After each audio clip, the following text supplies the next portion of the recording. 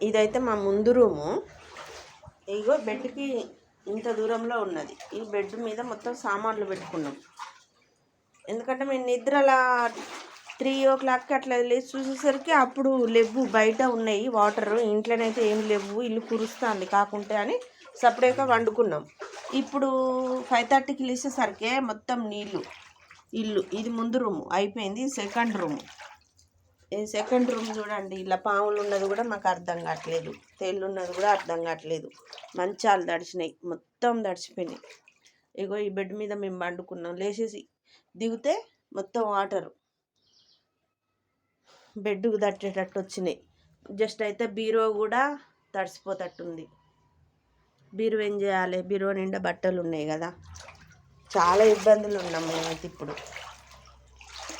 చెప్పుకోలేని పరిస్థితి. ఈ 2 రూమ్లు అయిపోయినాయి. ఇగో ఇది కిచెన్ చూడండి, మొత్తం సామాన్లు తడిసిపోయినాయి ఆల్రెడీ. మొత్తం నీళ్ళే, ఏం చేసే పరిస్థితి లేకుండా అయిపోయింది. భయం అవుతుంది ఇందులోకి రావాలంటే. కరెంటు కూడా వస్తుంది, మొత్తం తడిసిపోయింది. దేవుళ్ళు కూడా తడిసిపోతూ ఉన్నారు. ఈరోజు మేము ఎక్కడ ఉండాలనో ఏం చేయాలనో అర్థం కావట్లేదు.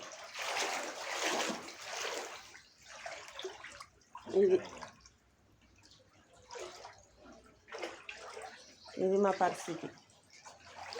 ఏం చేయం ఫ్రెండ్స్, ప్లీజ్ హెల్ప్ మీ.